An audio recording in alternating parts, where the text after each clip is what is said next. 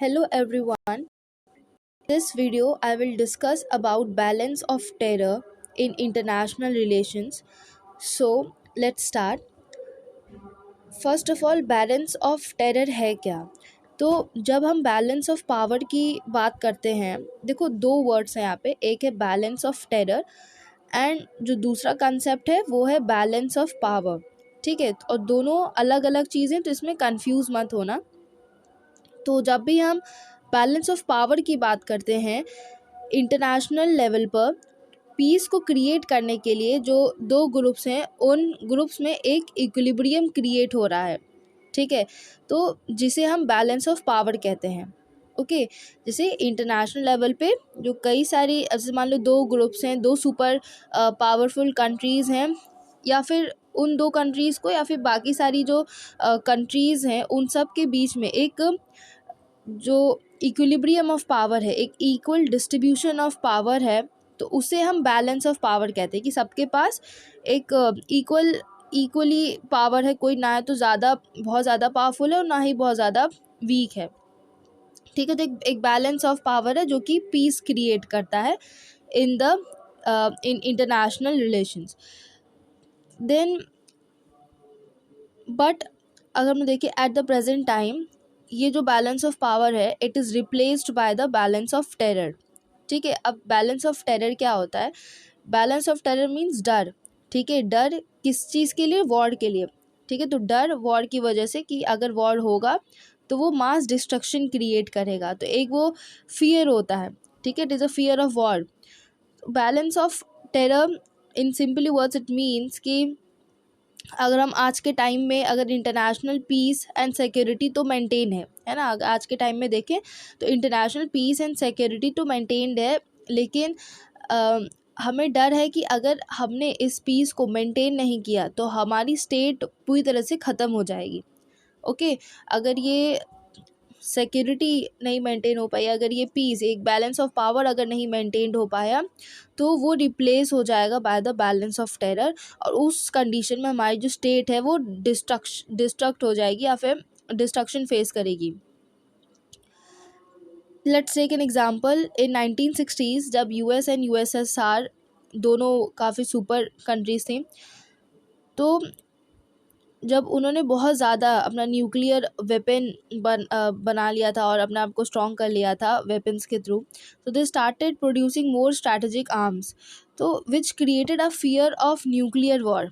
ठीक है, among all the other countries, क्योंकि उनको ये डर था कि ये दोनों ही कंट्रीज़ जो हैं वो सुपर पावर है में डेवलप हो रही हैं, तो कहीं इन दोनों कंट्रीज़ में वॉर ना हो जाए, तो अगर दो कंट्रीज़ में भी वॉर होगा तो it will create a lot of destruction. ठीक है, तो it created a fear of nuclear war, क्योंकि दोनों ही कंट्रीज जो थी वो न्यूक्लियर वेपन से लोडेड थी। So it resulted in the, तो due to this fear of nuclear war it resulted in the introduction of the concept of balance of terror. ठीक है, इन आईआर, इंटरनेशनल रिलेशंस में। और जो एक और कंसेप्ट हम पढ़ते हैं वो पढ़ते हैं डेटरेंस का। ठीक है, जैसे यहाँ पे ना कि the balance of the terror और the mutual deterrence means simply where the two opposing nations are sufficiently frightened of one another that neither is willing to risk any action that would provoke a military attack by the other। ठीक है, तो एक वो balance of terror होता है कि दोनों ही countries हैं वो दोनों ही सफिशिएंट हैं वेपन में, न्यूक्लियर वेपन में, और दोनों ही पावरफुल हैं, तो दोनों के ही अंदर एक वो फ्राइटनिंग होता है, फियर होता है। ठीक है, कि वॉर ना हो। ठीक है, क्योंकि ऑब्वियसली बात है कि अगर वॉर होगी तो डैमेज क्रिएट होगा। ठीक है, तो दोनों ही मतलब इक्वली पावरफुल हैं और दोनों ही के पास अगर वेपनरी है, दोनों ही आर्म स्ट्रॉन्ग है, तो नाइदर ऑफ देम वांट की वॉर हो। ठीक है, तो उसको एक म्यूचुअल डेटरेंस कहते हैं, इसी वजह से वो लोग अपोज करेंगे वॉर को।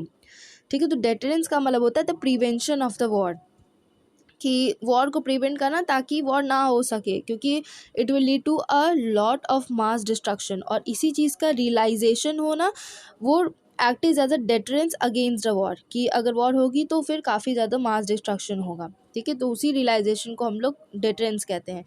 तो वही चीज़ है कि Mutual deterrence is said to be caused by the fact that each side possesses nuclear weapons in sufficient quantity to inflict unacceptable damage upon the other, even after having absorbed a surprise attack. Therefore, no aggressor can hope to escape the punishment. It is the fear of the nuclear punishment that acts as a deterrence. ठीक है, क्योंकि दोनों ही countries के बीच में एक fear होता है कि अगर न्यूक्लियर पनिशमेंट का, ठीक है, तो इसी की वजह से, इसी रियलाइजेशन की वजह से डेटरेंस आता है. Deterrence means against war. ठीक है, यानी आप प्रिवेंट कर रहे हो वॉर होने, वॉर को रोक रहे हो. ठीक है, you are preventing for not having the war. In other words, balance of terror involves the presence of the several powerful states, each of which is capable of destroying the other and therefore each fears the other. ठीक है, क्योंकि ये सब balance of power है, सब equally हैं, equally strong है, तो हर एक जो है, एक स्टेट दूसरे स्टेट पर अटैक करने से डरती है, क्योंकि उसको पता है कि अटैक होगा तो उसको खुद का भी लॉस होगा. So there is a mutual fear and distrust in the international relations. Each state keeps on increasing its power and yet is not prepare to go to war. ठीक है, वो अपने आप को पावरफुल बना रहे हैं, वो अपने को आर्म्स में और वेपनरी में, न्यूक्लियर वेपनरी में, इन सब चीज़ों में, टेक्नोलॉजी में, इन सब चीज़ों में वो अपने आप को स्ट्रॉन्ग कर रहे हैं, लेकिन वॉर पर नहीं जाना चाहते हैं. तब भी डेटरेंस है, म्यूचुअल डेटरेंस है. क्यों? क्योंकि दे नो कि अगर वॉर होगी तो डिस्ट्रक्शन होगा. ठीक है, और लॉस सबका होगा. फॉर फुलिंग, तो they are not prepare to go to war for fulfilling its desire goals और ऑब्जेक्टिव्स. ठीक. अब balance of terror and balance of power के बीच में कुछ सिमिलैरिटीज़ हैं एंड कुछ डिसिमिलैरिटीज़ हैं. ठीक है, सिमिलैरिटीज़ क्या है? पहला, कि दोनों ही मैक्सिमाइज कर रही हैं अपनी पावर को. ठीक है, पावर अपनी दोनों ही बढ़ा रही हैं, बैलेंस ऑफ पावर में भी और बैलेंस ऑफ टेरर में भी. बैलेंस ऑफ पावर इसलिए बढ़ा रही है क्योंकि भाई एक पावर मेंटेन करने के लिए. ठीक है, क्योंकि अगर एक पावरफुल हो रही कंट्री तो दूसरा वाला भी चाहेगा कि हम भी उसकी बराबरी करें, तो अपना, तो वो भी अपना पावर को बढ़ाएगा ताकि इन फ्यूचर कोई भी इम्बैलेंस ना हो पावर में. और बैलेंस ऑफ टेरर इसलिए होता है फियर की वजह से पावर को बढ़ाना. ठीक है, कि भाई हमें डर है कि कोई दूसरी कंट्री हम पे अटैक ना कर दे, इस वजह से एक बैलेंस ऑफ टेरर को मेंटेन करने के लिए कि भाई दूसरा वाला भी कंट्री हमसे डरे, इस वजह से वो दोनों ही कंट्री अपने पावर को मैक्सिमाइज कर रही हैं. ठीक है, तो वो एक balance of power, balance of terror. Then both interpret the peace. तो वही सेम चीज़ है कि दोनों ही इंटरप्रेट कर रही हैं पीस को. मतलब बैलेंस ऑफ पावर भी पीस चाहती है कि भाई दोनों बराबरी पे रहेंगी तो पीस पीस मेंटेन्ड होगा. और टेरर में भी ये चीज़ होता है कि अगर दोनों की पावर अगर सेम होंगी, दोनों अगर और दोनों के अंदर अगर फियर होगा कि भाई दूसरी वाली भी पावरफुल है और जो पहली वाली पावरफुल है, तो दोनों के अंदर अगर फियर होगा तो उस समय पे भी पीस मेंटेन्ड होगी, क्योंकि कोई भी वॉर नहीं करना चाहेगा उस केस में. ठीक है ना. Then both believe that the vital interest of the nations are in the balance. ठीक है, अगर both believe that the vital interest of nations are in danger when the balance is upset. ठीक है, तो यहाँ पे व्हेन होगा, when the balance is upset. तो दोनों ही कंट्रीज जानती हैं कि, दोनों ही कंट्री ये बिलीव करती हैं, both of them believe that, oh sorry, यहाँ पे कंट्रीज़ की भी बात नहीं हो रही, यहाँ पे बैलेंस ऑफ पावर और बैलेंस ऑफ टेरर की बात हो रही है. Sorry for the confusion. So दोनों यही बिलीव करते हैं दैट द जो इंटरेस्ट नेशन का, जो नेशन इंटरेस्ट है वो डेंजर में आ जाएगा अगर बैलेंस अपसेट हो जाएगा तो. ठीक है, तो नेशनल इंटरेस्ट ये मेन है कि अगर बैलेंस अगर अपसेट हो गया तो हर एक नेशन का जो इंटरेस्ट है वो कहीं ना कहीं वो डिस्टर्ब होगा. ठीक है, both involve acceptance of such national policy which are in reality dangerous and risky. तो यहाँ पे भी नेशनल पॉलिसीज़ का एक्सेप्टेंस है, एक प्राइमरी जो है वो प्राइमरी एक्सेप्टेंस नेशनल इंटरेस्ट का ही है. ठीक है, कि दोनों अपने नेशनल इंटरेस्ट के लिए जो है बैलेंस क्रिएट कर रहे हैं. both accept the military power as a means for maintaining the balance and both of them accept the military power. तो सारे ही चारों ही पॉइंट्स कहीं ना कहीं आपस में एक दूसरे से रिलेटेबल हैं और मिलते जुलते हैं कि भाई अल्टीमेटली आपको पीस क्रिएट करना है और मैक्सिमाइज करना है अपने पावर को, चाहे वो मिलिट्री पावर हो, चाहे वो इकोनॉमिक पावर हो, चाहे वो टेक्नोलॉजिकल पावर हो. ठीक है, हर हर केस में. देन डिसिमिलैरिटीज़ क्या है हमारी balance of power and balance of terror के बीच में, कि balance of power accept the resort to power war. ठीक है, it accept the resort to war as a means and balance of terror accept only the threat of war. अब यहाँ पे देखो क्या मतलब है कि वो एक्सेप्ट करता है resort to war to establish the peace. ठीक है, तो यहाँ पे रिजॉर्ट टू वॉर है, मतलब वॉर हो रही है पीस को स्टैब्लिश करने के लिए। और बैलेंस ऑफ टेरर में वो एक तरीके से थ्रेट ऑफ वॉर देखा जाता है, वो एक्सेप्ट करता है थ्रेट ऑफ वॉर को, कि भाई थ्रेट है वॉर का, डर है वॉर का। तो इसी वजह से वो होता है कि टू क्रिएट द वॉर। ठीक है, for maintaining that balance. Balance of power accept the armour and race as a natural phenomena. तो बैलेंस ऑफ पावर में तो कहते हैं कि वो एक्सेप्ट करते हैं आर्मर एंड रेस को, कि भाई जो आर्मर, जो आर्म्स है, जो हमारी मिलिट्री पावर है, जो वेपनरी पावर है, वो तो भाई नेचुरल फिनोमेना है, वो तो हर कंट्री को अपने आप को पावरफुल बनाने के लिए उतना तो मेंटेन करना ही पड़ता है। ठीक है, मिलिट्री पावर, वेपनरी पावर को डेवलप करना पड़ता है।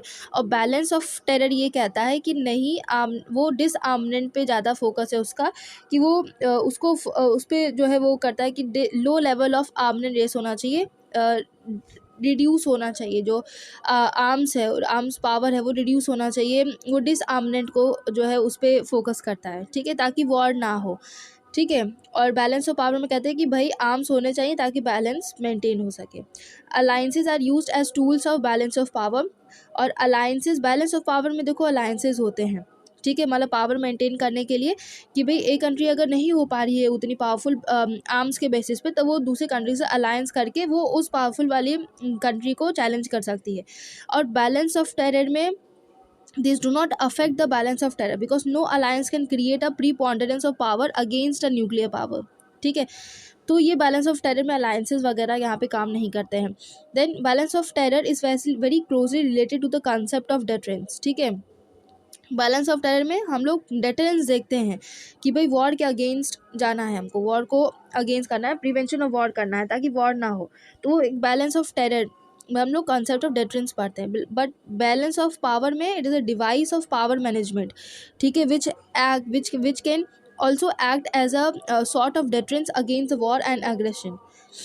तो काफ़ी दोनों ही चीज़ें जो है काफ़ी ज़्यादा मिलती जुलती हैं, बस एक एक जो है, एक कहीं पे फियर है और कहीं पे जो है पीस मेंटेन करने के लिए। ठीक है, तो वो पीस के लिए है, वो बैलेंस ऑफ पावर हो रहा है, और एक फियर की वजह से पीस मेंटेन हो रहा है। ठीक है, तो ये दोनों कंसेप्ट हैं हमारे। Thus, both the balance of power and balance of terror have several similarities as well as dissimilarities. After the end of Second World War, balance of power became almost obsolete and balance of terror came to replace it as a device of maintaining peace. ठीक है, तो वही चीज़ है कि balance of power को replace किया है balance of terror ने। Okay, and the emergence of nuclear weapons, two superpowers, three major nuclear powers, Cold War, presence of weapons of mass destruction, and fear of total war all combined to produce a balance of terror। इतनी सारी war है, इतनी सारी war हुई, इतनी सारे जो super powers develop हो रही हैं, न्यूक्लियर पावर डेवलप हो रही है, वेपन्स डेवलप हो रहे हैं, तो ये सब क्या क्रिएट करेंगे, बैलेंस ऑफ टेरर ही तो डिमांड करेंगे ना, कि एक भाई एक अगर डेवलप हो रहा है इन सब चीज़ों में, एक वेपनरी में अगर अपने आप को डेवलप, मिलिट्री पावर में डेवलप कर रहा है, तो दूसरी कंट्री भी इन फियर डेवलप करेगी। ठीक है, तो आज के समय में देखें तो fortunately now the human kind has fully realise the dangers of balance of terror. ठीक है, कि इसके क्या क्या डिसएडवांटेजेस होते हैं। अगर वॉर होगी तो ऑब्वियसली डिस्ट्रक्शन होगा, चाहे वो दोनों ही कंट्रीज क्यों ना इक्वली पावरफुल हो, लेकिन डिस्ट्रक्शन दोनों ही जगह पे होगा। ठीक है, तो ये था हमारा बैलेंस ऑफ पावर एंड ये था हमारा बैलेंस ऑफ टेरर। और इससे अगर आपको बैलेंस ऑफ पावर समझना है तो इससे पहले भी मैंने, please go and check the videos playlist, उसमें आपको मिल जाएगा बैलेंस ऑफ पावर के बारे में भी। तो यहाँ पे we have discussed till now the meaning of the balance of terror, the similarities and dissimilarities between the balance of terror and the balance of power। ठीक है, तो that's it, thank you for watching।